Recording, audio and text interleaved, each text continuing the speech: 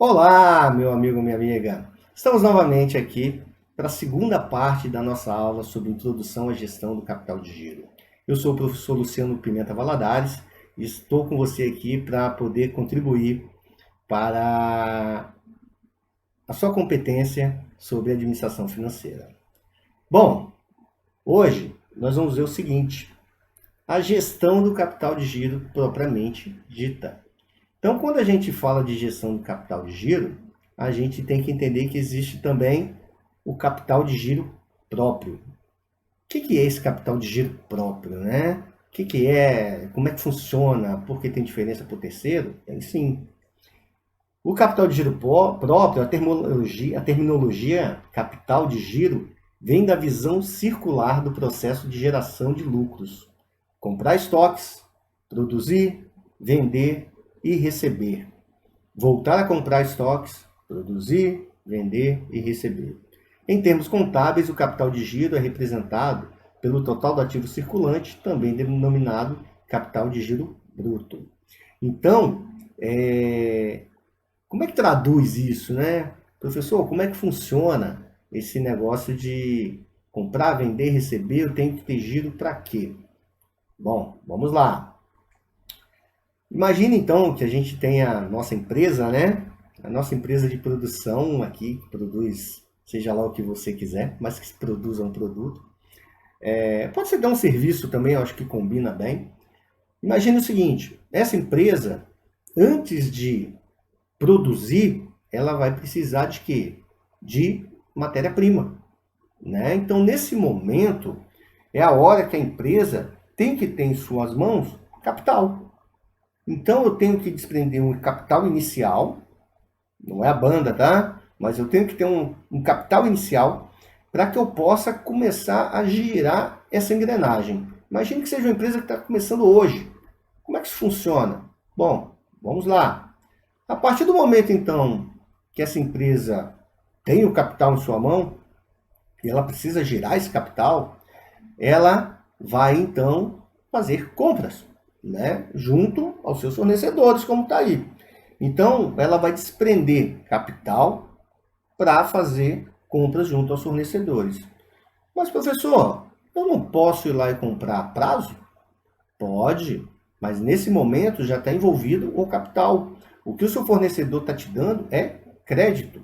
Significa mais ou menos em fazer o seguinte: olha, se eu estou te dando, cobrando qualquer nível que seja de juros, eu estou te emprestando dinheiro para que você compre de mim e o valor desse dinheiro emprestado você vai me pagar alguns juros.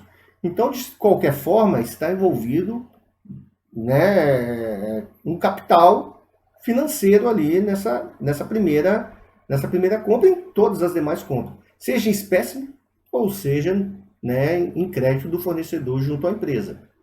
A partir desse momento que eu fui lá e fiz minha compra e desprendi certo capital, que é o meu capital para giro, seja ele próprio ou aí nesse caso é bacana entender que quando o fornecedor te dá o capital, é um capital de terceiros, tá? Ele está te financiando.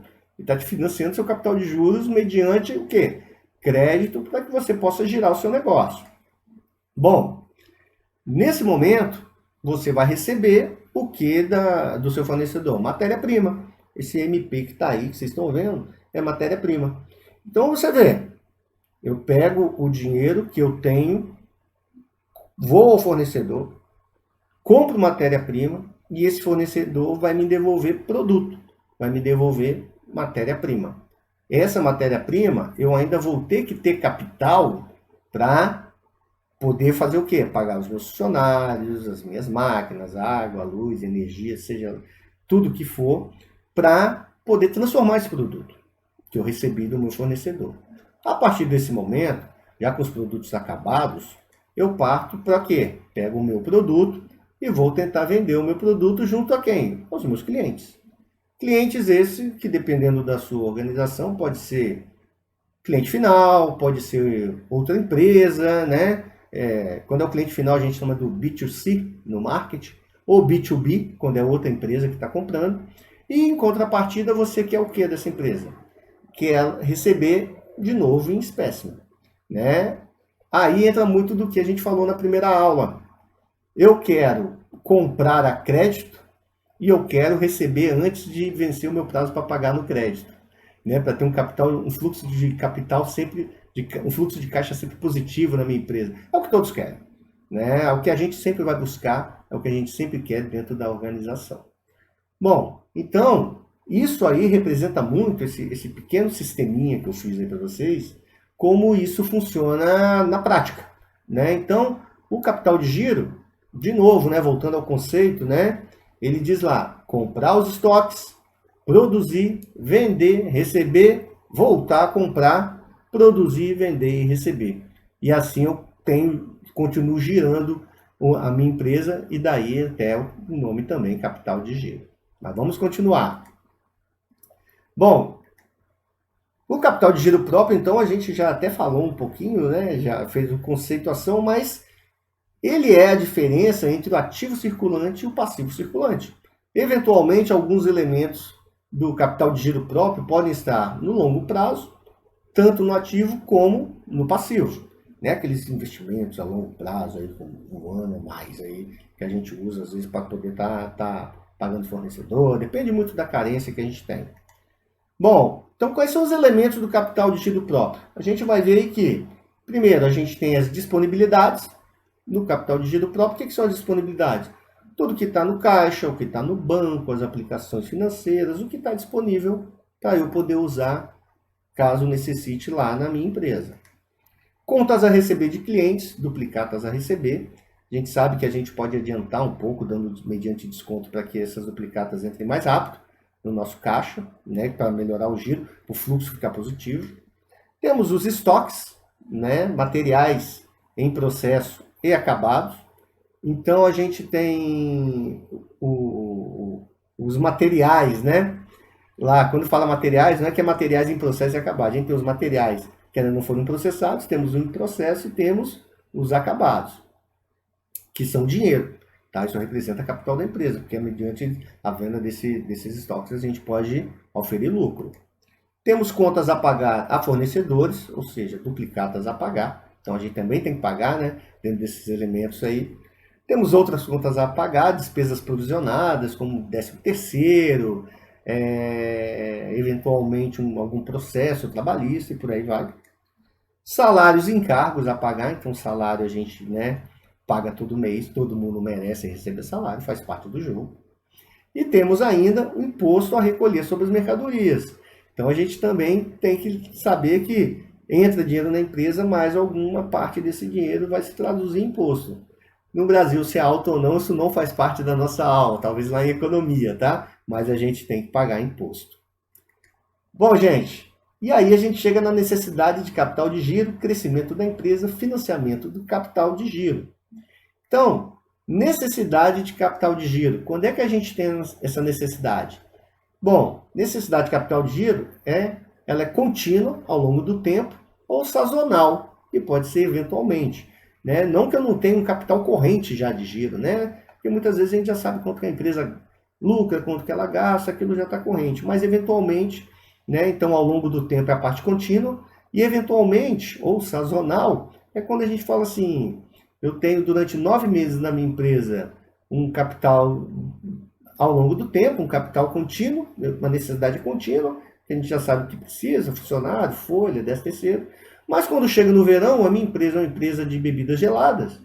Lá eu tenho necessidade de um capital a mais, porque aumentam as demandas, às vezes eu tenho que aumentar funcionário, e eu tenho que, né, para a empresa continuar girando e atendendo todos os clientes, eu tenho que fornecer esse capital. Eu preciso desse capital para poder gerar mais a minha empresa. E aí, temos algumas opções de financiamento. Dentre as opções, a gente pode financiar toda a necessidade de giro, cíclica e sazonal, com recursos a longo prazo. Ou seja, pegar dinheiro emprestado, financiado, para pagar em longuíssimo prazo, né? A gente poder estar startando isso aí para bastante tempo aí. Financiar, né? Esse financiamento de necessidade de giro, né? Geralmente longo prazo é sempre muito quando a gente está falando do sazonal. Imagina, eu quero fazer uma ampliação da minha empresa. Eu não amplio a empresa toda hora. Mas eu preciso que primeiro eu amplie, coloque máquinas, compre matéria-prima, coloque gente para trabalhar e venda antes de começar a pagar o financiamento. Então eu preciso de uma carência muito grande, às vezes vai rolar 1, 2 anos para começar a pagar, por quê? Porque esse é um capital de giro que eu necessito para poder começar a dar lucro. Quem está te emprestando espera que você tenha lucro também. Ele não quer ir lá e falar assim, não, me pague de qualquer jeito. Ele quer que você tenha lucro, justamente para ele poder estar recebendo também sem grandes problemas. Financiar a necessidade cíclica com recursos de longo prazo, cobrindo as necessidades sazonais com recurso temporário de curto prazo. Então tem gente que financia o capital o tempo todo, né? Financiando às vezes com crédito junto ao seu fornecedor, e aí eu dou crédito ao meu cliente, e aí eu continuo financiando isso tudo. E quando eu vou no curto prazo, eu vou lá e tiro o dinheiro do próprio bolso e amplio aquilo para não ficar devendo, para não aumentar o passivo da minha empresa, né? Que financiamentos são passivos que a gente são exigíveis que a gente tem que pagar. Então, gente, espero que você tenha gostado. Na próxima aula a gente vai estar voltando aí falando sobre a terceira parte dessa aula, sobre introdução à gestão do capital de giros. Sou o professor Luciano Pimenta Valadares e continue com a gente. Um abraço!